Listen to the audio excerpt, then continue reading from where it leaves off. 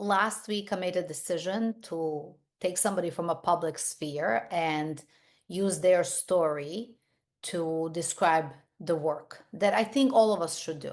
I am of the belief, and I'm telling you this right off the bat, because if you're not flexible, I may not be the person you want to listen to and spend time watching videos of.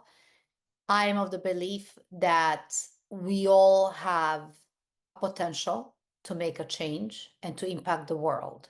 And the way I believe that change can be made is by changing something within.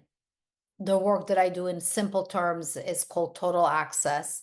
And I'm using things from different things that I studied, different methodologies, awareness process, which has to do with understanding how ego works and how ego gets formed and how to transcend ego, family constellation work, which has to do looking at burdens of the family system and what you carry, what you're born into, the role that you're born into playing, and does that match the role that you actually want to play in life, as well as transformational coaching, because if we are wanting to make any kind of real impact in life and real kind of change, I think we cannot ignore what's around us, what already is, or what we already created, or what was imposed on us, however you want to look at it.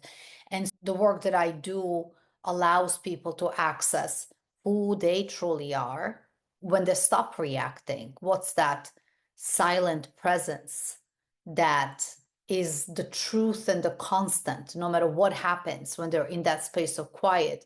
It's almost a recognizable experience.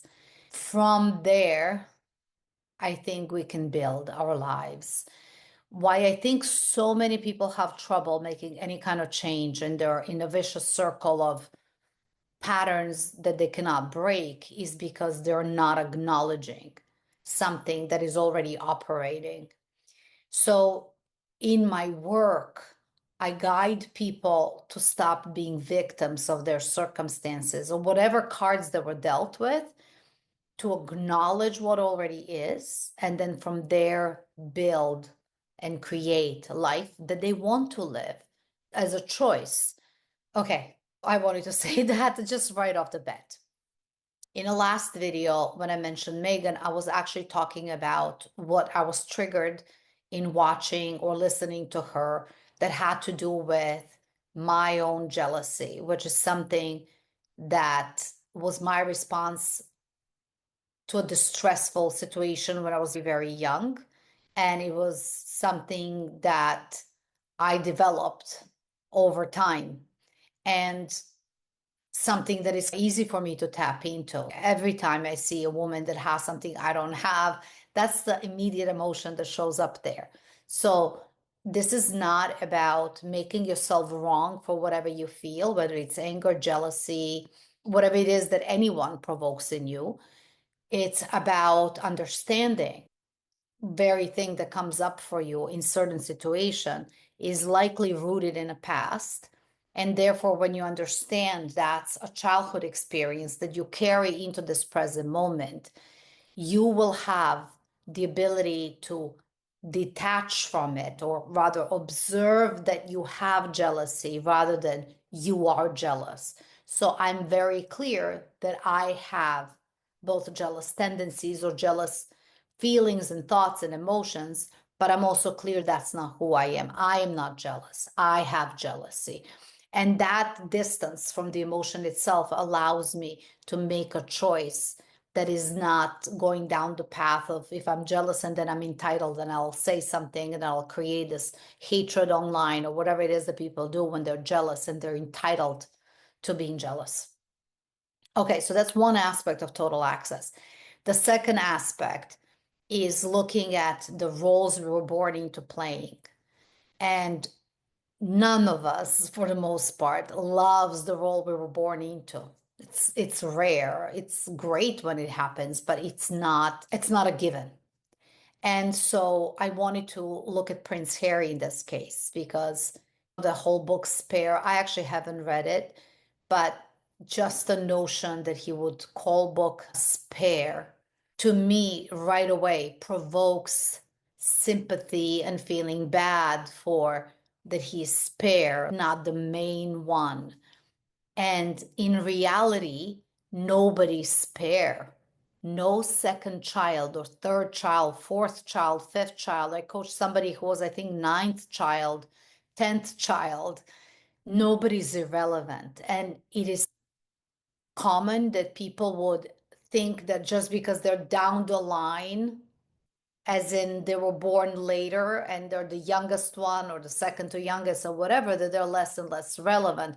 That's not the case. Every child is important, and every child has the role or space, rather, role that they're playing, that they're born into. And in the case of Prince Harry, let's use that because I know a lot of people know this story. Prince William was firstborn. And in their case, I don't think Diana ever talked about miscarriages, abortions, and stuff like that. Maybe there was some. I don't know. But let's say none of that is the case. Prince William was firstborn, and he was born into the role of the first one. And on top of it, as a royal, which is secondary to what I'm talking about, he was also born into being somebody who's in a line of being a king.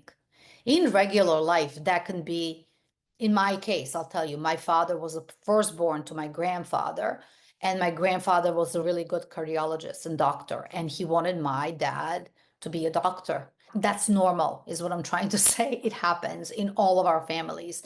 The firstborn is given so much attention, but also the firstborn usually carries the burdens. So either they will play the role that their parents wanted them to play, or they will carry the burdens of not playing that role. So every role you're born into, there are pros and cons. So in the case of Prince William, yes, he has more gifts, but he also has more responsibility. And you can see that play out on a world stage. I know we can disagree on that. So let's leave our opinions aside. Let's just look at the family system. Firstborn. Harry is born second, not less important. I don't think that Prince Harry would like if we talked about his daughter Lily as spare to Prince Archie, who is the firstborn. She's not spare. She's just as important. And if you're a mother, I have two children. They're both equally important. My older son keeps saying, "Oh, you love my brother more." And there's that rivalry among siblings, I think, all the time. All that to say is there is no such thing as spare, except in our interpretation of our emotions, our experience, our thoughts. And our thoughts, emotions, and experience are wounds from the past, our explanations to what happened, rather than what happened. What I want to point at, there's no such thing as spare, except as an interpretation or a story, valid as his experience, but not valid as the truth. As the truth is, he is the only second child of Prince Charles and Princess Diana. Sometimes people don't like the role that they were born into. If I'm looking at the system, and this is really hard to do unless I was actually doing the session with them, unless they hired me to do it, which I would love to, but I don't think it's likely. When Princess Diana tragically died that young, and even the fact that Prince Charles had an affair with, oh my God, what's her name? Camilla, with Queen Camilla. What that does is it shows disloyalty on a level of parents, and disloyalty is something that will travel generations. It doesn't mean it would impact Harry directly or William directly, but eventually will impact somebody. Very often in a very plain system of four people. So just imagine mom, dad, first child, second child. Any dynamic that is true between the father and the mother will get replicated with children. When there's more children, it's a little bit different and actually diluted and easier, but when it's just two, usually children take on the role of one of the parents. In Prince William's case, I'm willing to bet that he combined Prince at the time Prince Charles, but King Charles and Princess Diana, that he combined them, and that within him, he took on that role of I will be a future king, and I take from my mother her gifts, and I take from my father his gifts or his privilege, and I go forward. And there's the experience with Prince William that he's reconciled, that he doesn't have inner conflict. Prince Harry might have actually sided with Princess Diana against Prince Charles at the time, King Charles, and Camilla. I don't know. Constellations are not theory, they're not dogma. And even what I'm saying is threading very lightly. But what I just want to leave you with, my point here is that systems and what we carry from our system is so important and you cannot overlook it. And if you look at Prince Harry, he comes from King Charles and Princess Diana, and he carries that. Both parents were born into privilege. Princess Diana comes from noble family. King Charles was born to privilege. From the movies that I've seen, documentaries, they've struggled. Both of them struggle in their own way. So I don't think that anyone here has it easy. I know they're born into royalty, they have the money, they have the titles, they have the platform. Even when I look at that, I'm jealous, right? Because that's my automatic response to privilege. But things balance out in nature always. And the more you get, the more you also lose in some ways. I think things balance out. And we never know people's karma and why they were born into what they were born into. But what I'm trying to say is that they both struggled, both King Charles and Princess Diana. As a matter of fact, that now that I'm talking about it, it brings so much compassion to me, to both Prince William and Prince Harry, even though Prince William was my favorite, not Prince Harry. But I love doing this work because it actually brings compassion to me for both of them. Prince Harry also carries them on a different level and in a different way. I think the spared, it's not something that is necessarily true. I think it's his interpretation of the things that happened or what he did or didn't have to do as a child, and that he just thought of himself as irrelevant. But he's not irrelevant. I know people who wish Prince Harry would help Prince William. It's really the dynamic there is that they should work together to continue for the continuation of the monarchy. Whatever they do is up to them. I'm not political here whatsoever. But let's focus on Prince Harry. Prince Harry comes from two privileged people who had a hard time with that privilege. And I am willing to bet that most people who are born with a silver spoon in their mouth, who are born into privilege, are not necessarily at peace with that privilege. In the world today, the sweetest is your own success. If you created something with your own hands, I teach this a lot. If you actually make something happen with your own hands, that is so much sweeter than anything somebody else gives you. I think that's a struggle with privilege. On another hand, you have Meghan, who was not born into privilege. And it makes sense, like even Princess Catherine was not born into privilege. They were just richer, but they were not born into privilege. And it could be that in a way, both Prince William and Prince Harry had this inclination to want to marry somebody who didn't come from privilege to balance out their own privilege. That feels logical to me. But what I want to say is that Meghan came from also conflicting environment in a sense that her dad is white, her mom is black, and you don't have to go further than that, regardless of whether or not her dad was racist and how her mom felt. Racism is insidious, it exists, and we're still working on having this country not be racist. So she was born from that duality. And I remember reading on the TIG, I think at some point, where she wrote an article about not being able to check in the box of is she white, is she black? Because if she wrote that she was white, she would dishonor her mom. And I'm sure she was present to the fact that if she said she was white, she would get more privilege. And then she talked to her dad, and he said, next time, draw your own box. And so I think that Meghan's work and the beauty of what she brings to the forefront is this awareness of racism. And yes, not every criticism of her is racist in nature, not necessarily. And at the same time, she is a representation of both people who come from mixed race, people who can come from either race, or anyone who ever felt othered. I think she does have a potential to truly open our eyes to something. If you're willing to have her do that with you. Not all of us have the same teachers, and not all of us resonate with same teachers. But if you're willing to learn a lesson from Meghan, you can learn one. What I wanted to say is that when Meghan and Harry came together and got married, or even their love story, they combined two very different systems. A system that comes from privilege and a system that comes from no privilege. As a matter of fact, a system that comes from a very big conflict and injustice. Because in a moment, even though her parents were equal and they got married, there was inequality between a white male and black woman, unfortunately. And that conflict, Meghan carries that with her. And I think that's what's driving her to both speak up for women's rights and also to speak up against racism.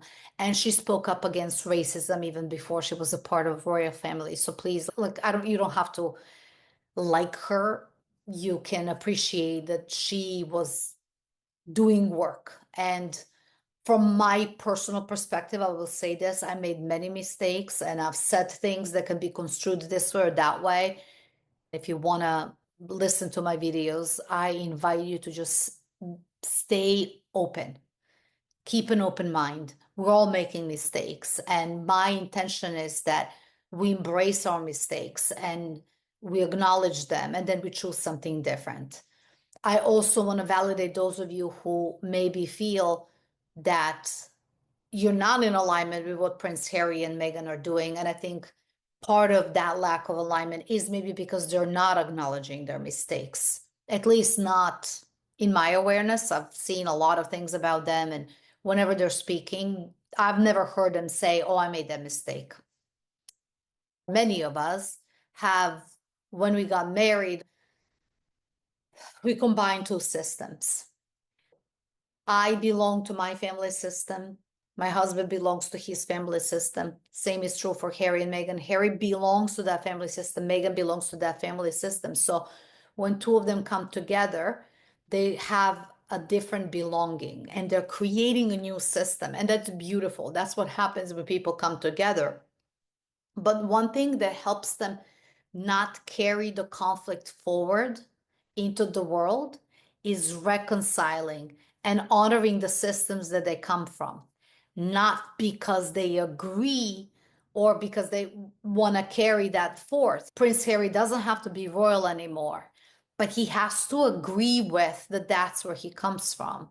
He's not self-born, there's no such thing as self-made, by the way. He didn't come out of nowhere. He came from Diana and Charles.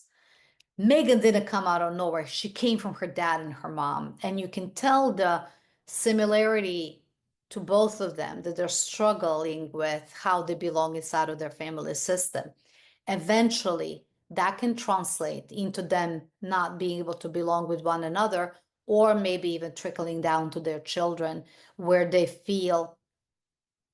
children may feel that they are cut off from where they belong.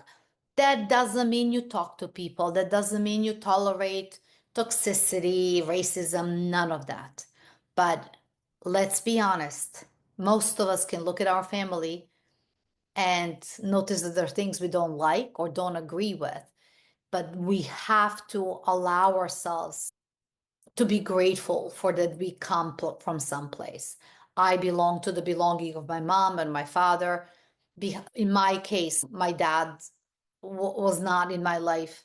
He remarried and then was more in the life of my siblings or half brothers. I don't want to talk about myself necessarily, but my dad wasn't in my life. He didn't contribute except for me to be born. So when I look at my dad, it's really hard because my sense of abandonment would wake up in me. My dad passed away, but it would be hard for me to look directly at him. But through him, I gained my grandmother and my grandpa, and through them, I gained their mothers and fathers and great grandparents. When I'm willing to look at where I belong or where I come from, it gives me a sense of that I'm more than what I just know from this lifetime. And I think it's important for that reason that we know that when two people come together, they still belong to their family systems. They're creating a new family system, and reconciling their original family system is crucial to having inner peace. I hope that makes some sense. Let me know in comments, and please, I beg of you, don't make this about Meghan and Harry. I'm using this as an example. What will make the biggest difference is if you see yourself in what I shared, and if you have any question that you think I may be able to answer, please write in comments and I'll be happy to do my best and answer it. You can schedule a session with me or some other facilitator that is out there. Thank you for listening.